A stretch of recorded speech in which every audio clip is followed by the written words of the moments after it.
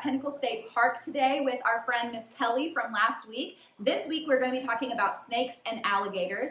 So I'm super excited and a little nervous, but let's see what we can learn about Arkansas's snakes and alligators. Hello and welcome again to Pinnacle Mountain State Park. I am Kelly and I'm a park interpreter here. I do not speak multiple languages. That means that I interpret the resource around us for you guys. Today we're specifically going to talk to you about a few reptiles. We had some turtles that we saw last time.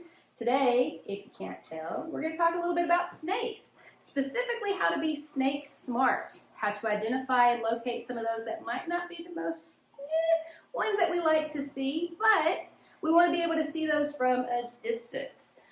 So here in Arkansas, we have around 36 species of snakes and only 6 are actually venomous. So today we're going to kind of run through a few of those, let you guys know which ones are those venomous snakes, and then we'll show you a few of those specifically, and then maybe even meet a friendly little critter that we have here today with us. So our primary, out of our 6 that we have that are venomous, are our rattlesnakes. Rattlesnakes are very easy to identify. Specifically, this is one of our skins that we have. Very, very large. But specifically this little bit right here. I don't know if you can hear that. So this guy is a rattlesnake because of this rattle. This is its warning system. This is not a means for you to call in prey. He's not using that to get attention or anything like that. He is using that as a warning. These guys don't like us any more than most of you probably don't like them either. But these guys also don't want you messing with them. So when a rattlesnake feels threatened, he shakes that rattle a little bit, kind of lets you know where he is. So when you hear that, you know he's maybe in some area over here. You can avoid that area, walk away. So our rattlesnakes, we have 3 of them.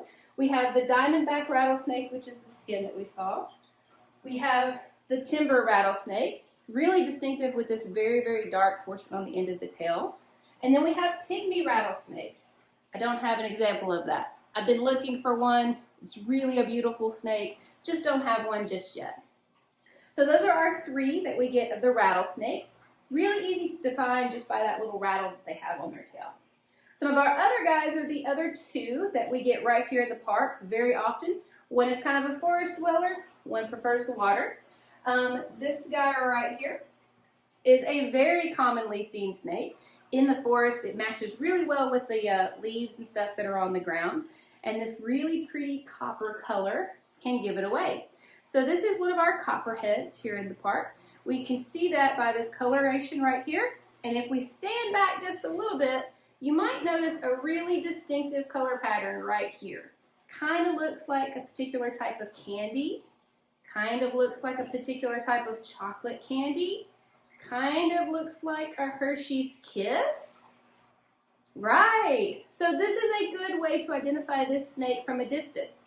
A lot of times people say it's the eyes or the shape of the head, but you don't want to get this close to a snake to figure out whether or not it's venomous, right? What kind of eyes do you have? Plus, that's not an actual rule. A lot of times these guys can change the shape of that pupil from kind of a cat kind of slit versus kind of a wide open rounded eye. So depending on the light coming into that, it can change that. This is not a good way to identify our snakes. We want to teach you guys how to identify these from a distance. So finding a snake that has that little Hershey's Kiss pattern on the side, which you can see from far away, is a good way to identify this copperhead as a venomous snake. Now this can come in a different color too, so just look for that Hershey's Kiss shape on the side, okay? So this is our copperheads. He does not have a rattle though. But one of the things that he does when he gets agitated is he shakes his tail just like our rattlesnakes do, but it doesn't make the same kind of noise. It moves the leaves, it moves the stuff that's around there, so that this guy can also be heard. Kind of gives you that kind of warning and stuff like that. The last venomous snake that we usually see here in the park is going to be over closer to the water. That's probably why it's called a water moccasin. It's also called a cottonmouth. I wonder why. So if you see this bright white mouth, again, we don't want to have to be this close, but if you see this bright white mouth opened up in this kind of threat position, this is sometimes our cottonmouths or our water moccasins. These guys like to be in the water. They're very often confused for a lot of other snakes. So this one is one of those we do want to recognize it from a distance. And one of the best ways to do that is to look at it from the side. So if we look at it from the side, you can see these bright bands of color right here from the back of the jaw to almost to the tip of the nose. And it's just one solid light color. This could be a light yellow, this could be a white color, it could even be this kind of light brownish kind of color. But you can see it's one solid stripe. There are no crossbars. So notice that it's one solid line, because a lot of times the snakes that get confused for this are non-venomous, and they do have that bar. So if you see, he's still got a white line, but he has these dark crossbars. And you can see those from a distance on these snakes when they're close to the water or along the water's edge. So crossbars, non-venomous, solid white color or light stripe from the back, which you can see from far off, is of the cottonhead or the copperhead or cotton mouth. That's for the blooper reel, just for you guys. The last one we get is one of my favorites, but I have never seen one. I've actively tried. They're just not really common in here in Arkansas. Technically, it is a Texas coral snake. Probably why. We're in Arkansas, they like Texas, maybe why we don't see them. We also know that these guys like to kind of live under the dirt, in the ground, things like that. So they don't spend a lot of time out visually where we can kind of find these guys. But what I want you to notice first is this really cool color pattern. And this is really common for some of those that also like to mimic this guy. So these are pretty small snakes. It's not a large snake like we see this with diamondbacks and things like that. So he's got to find a way to defend himself. Or if he can't defend himself necessarily, maybe just bluffing and scaring things. So this color pattern is really important. This is red touching yellow, kill a fellow, or red touching black, friend to Jack. So this one is the red touching yellow, and that's an easy way to kind of remember this is a venomous snake. These coral snakes are one of those rule breakers though. Remember those eyes? He doesn't have the cat eyes. He has these little rounded eyes. He has this cute little rounded head. He doesn't have a traditionally shaped face like the you see on venomous snakes a lot. He doesn't have the great big triangular shape. This color pattern is what gives him away. There are some that like to mimic and dress like him so that they look scary too. We have a milk snake and a scarlet snake. That color pattern is different. Remember, red touching yellow hurts the fellow, right? So that's how you know this is the coral snake. So those are our 6 species that we get here in Arkansas. Snakes are amazing creatures, and while most of you are probably okay with at least seeing them from a distance, so many people are terrified of snakes. These guys, their biggest secret, they don't want you to know, they're big chickens. These guys are scared of you too. So the first thing they like to do is hide. You very rarely see them. In fact, most people have only seen 5 snakes out in the wild their entire life. So these guys are really good at hiding. If they can't hide, they'll bluff you. So rattlesnakes rattle their tail, copperheads shake theirs to make noise around them. The cotton mouth will open that mouth. I'm going to look big and scary. Please leave me alone. If you continue to mess with them, bad idea. But if you do continue to mess with them, these guys may strike. However, they can choose to deliver venom or not. So that first bite may actually be a warning bite. It may be dry, may not have any venom at all. But then people continue to mess with them. They get hit again, envenomated. You have to go to the hospital, get the anti-venom. It's just a really good idea to stay as far away from these guys as you can. So what we like to do is we do something called the rule of thumb. So we'll show you that hopefully in a little bit. But from here, it's a good way to show you how close is a safe distance. So you hold your thumb out away from you. And if you can cover the object through your vision with your thumb, that's a good distance. So if I step closer to here, you know the thumb gets bigger and bigger. So when we look at it visually, if I can cover it up, we'll show you a little later. But if I can cover it up with my thumb, that we know is a safe distance. It's a lot further away than you think it actually is. So these are some of our snakes that we have right here in Arkansas. For the most part, stay away from any snake if you're not sure what it is. the best thing to do is to take a look and then walk away slowly. Okay? Don't reach down and pick up snakes, guys, okay? But these guys are going to be looking for a place to hide. Remember, they're big chickens. They want to get away from you. If you turn around, running away, screaming and crying, you may run into a tree, you may fall into a river, you may hurt yourself. So just stop, take a look, and then back away slowly. You should be great. We're going to meet a friend of ours here in just a minute. You ready? Hi guys, we're here with the yet-to-be-named, is it a speckled king snake? That is correct. Okay, yeah, so this is the speckled king snake that Kelly has in her hand right now. She's very brave, because I'm very afraid of snakes, in case you guys didn't know. But it's a really pretty animal. It really is. Yeah, if you can tell, this is why we call it speckled king snake. Look at all the speckles. It is pretty new to us. We found it here at the park. We are going to keep it temporarily as an educational animal. Doesn't have a name yet, so we're still working on that. We think Noodle, King Tut, Freckles, some other stuff has come up. But this is a really great snake to see because this guy is, first of all, non-venomous. I'm so sorry. It's okay. I'm so sorry. Non-venomous. Non-venomous, tiny little things, just kind of rear attached. They don't really hurt when they, anything with a mouth can bite. I've been bitten by more kids than snakes. All right? So these guys are really great to see in your yard because one of their favorite meals as adults are venomous snakes, like this copperhead right here.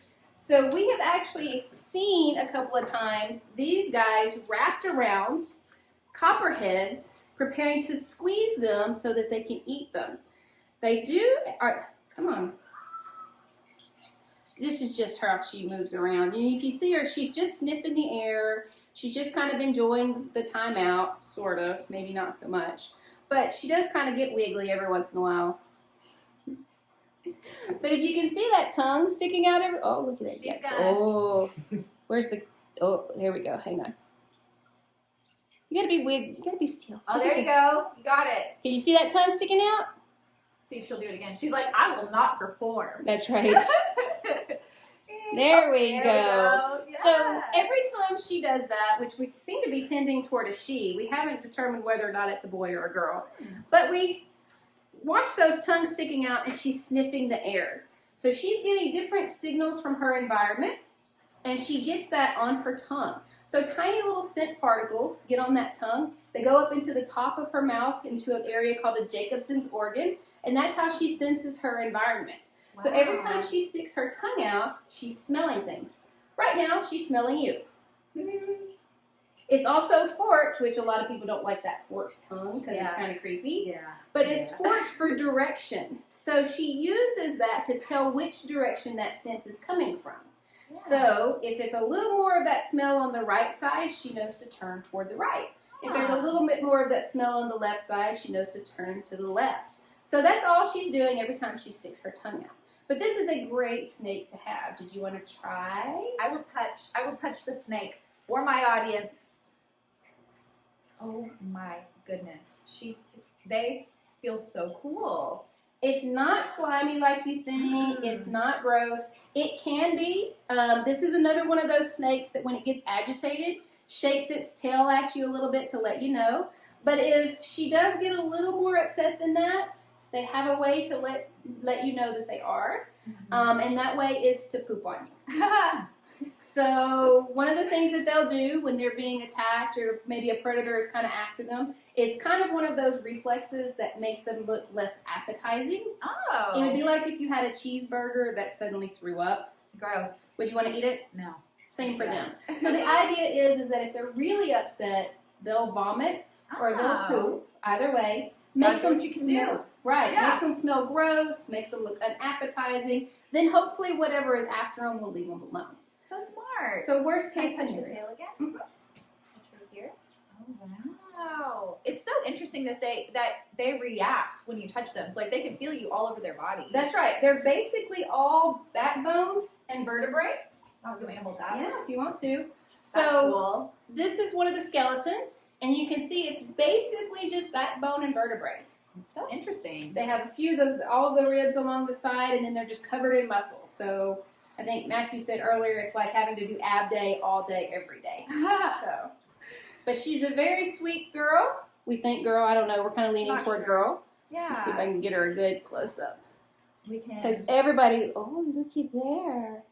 She's Hi, like sweetie. smiling for the camera. Oh my gosh, she's so scary. Don't look at me. Oh my God. Hey guys, if you have a vote, if you have a name that you really want to suggest for the little noodle, send them to me, comment on this video, and I'll pass them along to the park.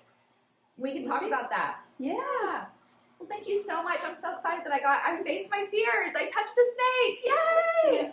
Stick around, you guys, because next we're going to learn about alligators with Mr. Matthew. Well, good morning. My name is Matthew Front. I'm one of the park interpreters here at Pinnacle State Park, and we are standing now inside of the visitor center. So if you ever want to come out and check out some of the things that Miss Kelly and I have been talking about, come and visit us.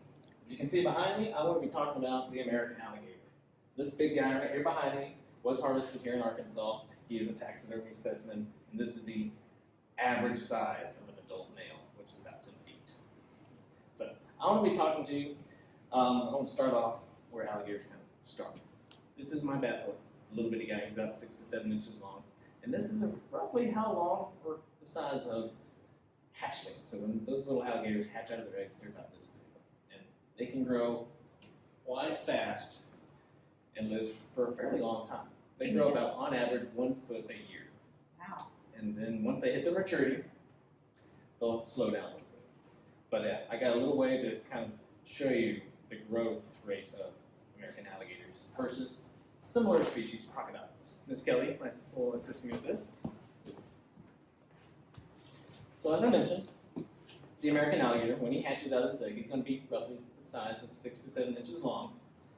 And they're usually black with these yellowish, cream, white colored stripes around the body that helps camouflage them in the vegetation in their environment, which are going to be in the wetlands, which we have a little bit of here at Pinnacle State Park.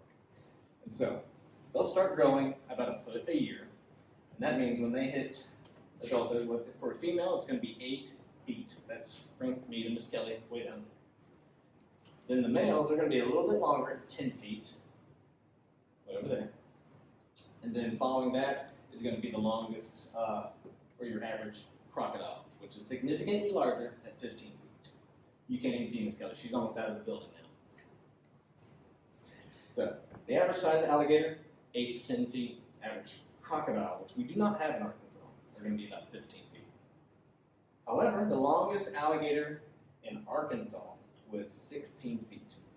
That's the largest one on record, a living alligator. The largest one harvested for the alligator season that we had in Arkansas was about a little over 13 feet. That's a massive animal. Then we go even bigger. Look at this. So the largest alligator in the United States was 19 feet 2 inches. And that one was down in Louisiana. So 19 feet 2 inches, but still, even further away is going to be the largest crocodile in the world. And that was between 27 and 28 feet long, which I don't even have room in the visitor center to show that off. We'd have to go outside for that. But yeah, just imagine coming across an animal like this, 27 to 28 feet long. So, these animals are, for good reason, the largest reptile in Arkansas, the American animal. You can see here I have an example of the top portion of the skull, the upper jaw of an American alligator. And if you were to guess, looking inside their mouths, not this guy, he's missing most of his teeth, but on a real specimen, a living specimen, they're going to have anywhere from 80 teeth inside there. All of that to eat their favorite prey, because these guys are going to be the apex, the top predator in their ecosystem, and they're eating things like turtles. So they use those powerful jaws to eat turtle shells and eat it all whole. They're eating birds, and they're eating water snakes like the cottonmouth and other water snakes. All of that works its way down, trickles down into the ecosystem to help keep the biodiversity safe and alive. So, if you also notice, if you kind of get confused, if you can't tell the difference visually between an alligator or a crocodile, or caimans, or any of the other crocodilian species, they have some very distinctive features that differ them apart. So the American alligator, he's going to have a much shorter, blunt, U-shaped snout, as you can see here in this image. The one on the right is going to be the American alligator. That individual on the left with the much longer, pointier V-shaped snout, that's going to be characteristic of crocodiles. And really neat things about alligators and crocodiles alike, you'll notice the anatomy where things are positioned. You have your eyes up here on the top, the nose up here on the top, and their ears all up here on the top. That way they can be the ideal ambush predator in the water. They can submerge their entire body under the surface and just poke that nose, their eyes, and their ears up, and they can survey their surroundings, find out where the prey is, or find out where other alligator individuals are. Say it's mating season. The male's trying to find the females. They use their keen senses of their eyes, their nose, and their ears to look without revealing their position.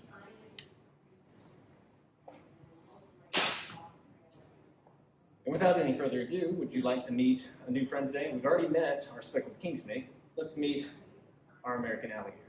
All right, you guys, we are here with an American alligator. I'm pretty scared of the alligator as well, but let's hear, things about this alligator. So, does this alligator have a name? This alligator does. Living in the 90s, I was a big fan of Land Before Time. So, being the smallest alligator by far that we've ever housed here at Pinnacle State Park, I thought it was kind of cute and fitting to name her Ducky. That's adorable. That is adorable. Ducky, I can hear her breathing. You can. She's really agitated. She's really out of practice. She's almost 2 years old, and we've had her here for a little over a year now. But she hasn't been able to go out and do programming with us due to the pandemic. So this is actually her first debut to get back out and being handled. So she's a little scared, and for good reason. I mean, look, she's small. She's I'm little. really big, so she's worried that I might hurt her, but I'm not going to. I'm actually going to just keep her nice and calm here. Oh, She's doing a lot. What was that? sure. Oh. So juvenile alligators, when they're scared and they want to call for mom, they'll do this little chirping noise, like "Arr, arr." That's adorable and also kind of sad. I'm so sorry, Ducky. But if you ever hear a gator do that in the wild, you better make sure that you look around your surroundings and get out of there quick because Mom's coming quick. Yeah. Okay, so you said, how old is this gator? Roughly, she's getting ready to turn 2 this summer. Wow, so only 2 years old. That is so crazy. They actually grow a lot slower than you think. Mm-hmm. And she will here in captivity because she's in a climate-controlled environment and she's on a feeding schedule. Got But it. she's out in the wild where it's a little warmer, a little more humid, and has ample opportunity to get whatever she wants to eat, which at this size, she's not going to be going after fish and birds. She's eating things like frogs and insects and maybe some tiny minnows and tadpoles. Little things, anything she can fit in her mouth. A little tiny mouth that will hurt if it bites you. It will. She still has all 80 teeth, and they're very sharp, Ooh, and they have very strong jaws for closing pressure. wow. Can we get up close to the camera? We can. We'll Little see if Dusty? she recognizes her reflection Oh my there. goodness. Her eyes are so cool looking. They're beautiful eyes. She has those cat-like or elliptical pupils, just like we were talking about with some of our vipers, the venomous snakes. But really the neat thing is if you look around her mouth, around her bill, you'll see all these little black freckles. This is a specialized sensory organ that all crocodilians have to help sense vibrations in the water. So if it's Wow. dark or if it's muddy conditions, she can still feel the vibrations of something swimming around her with pinpoint accuracy based on all these little freckles. Oh my goodness, she's so cute. She is a really pretty animal. The alligators, they have such cool coloring and patterns. Is it different on everybody, on every different animal? It varies a little bit from individual to individual. It's just like a zebra stripes. No two are going to have the same. But also as they mature, these stripes that she has will fade away and they'll end up being a more of a solid, darker tone. But Okay. yeah, this color pattern, these cream or yellowish white colored stripes are really just indicative of the juveniles, and that helps them hide from other predators like larger alligators. Daddy alligator will eat them, Yeah. so yeah. they gotta hide, and they hang around their mother for about the first year. So Okay. mom's there to protect them for a good while. But things Awesome. like great blue herons, raccoons, large fish, Mm, they're all after to eat these little guys once they hatch. okay. And about their skin, her it's it's not a pelt. It's just like Yeah, it's not a skin. mammal pelt. Being a reptile, they are covered in scales. Okay. And they do shed them just like the snakes and turtles and lizards do. It's just they'll shed them off little by little. Kind of like us. If you get a sunburn and you kind of start flaking or peeling off a little bit, that's kind of how their skin will come off. Little pieces like that. Interesting. Are they like super duper tough? It looks very tough.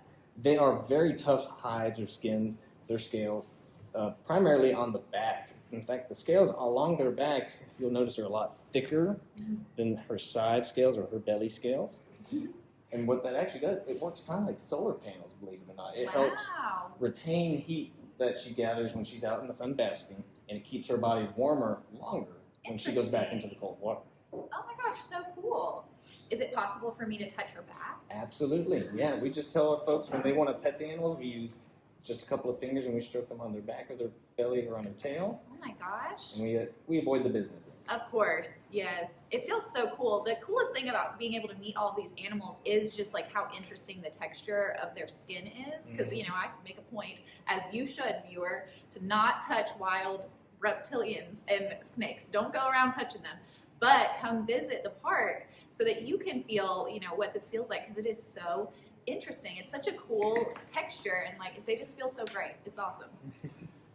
And kind of to touch back on something I missed at the beginning. So Ducky here's almost 2 years old. I mentioned how when they hatch out their eggs, that they're about 6 to 7 inches long.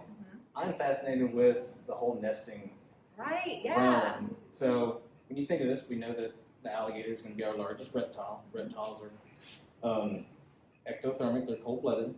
So that means they don't have their own body heat to share to the eggs to incubate them, keep them warm. So what they have to do is actually fairly ingenious. They came up with a way to incubate their eggs without using any body heat. Wow. They build these big mound-like nests of organic materials, mud, leaves, sticks, and whatever's in their environment, and they lay the eggs inside of that, and all that stuff, that organic material, starts to decompose. So the process of fermentation, or that material breaking down, keeps the egg warm. Creates the heat. Wow. And so, depending on the environment, let's say it's up on a levee, that's going to be drier, warmer conditions, or those that are down actually submerged in the water in the swamps, those would be a little bit cooler. The eggs of the crocodilians actually indicate whether they'll develop into females or males based on the temperature. Wow. There's a particular realm, it's about 93 degrees Fahrenheit. Anything from there and above will be male. Anything below it will become females. Isn't that so interesting? That is fascinating. That's so cool. So we have a alligator farm here in Arkansas in Hot Springs, right? And they're able to hatch whatever boy or girl they want based on temperature. Pretty much, yeah. I'd assume. That's really, really interesting. And they got all their alligators separated amongst sizes. So whenever our animal here at Pinnacle gets a little too large for our enclosure, we'll go take them down there in exchange for a smaller one like Ducky. That is so awesome. Thank you so much for all this great information. Thank you so much, Ducky, for being willing to see us today. I hope we didn't mess up your day too much. And thank you guys so much for hanging out with me again this week. Check back next week where I'll be back at the park learning about some more awesome animals. Have a great day. Bye.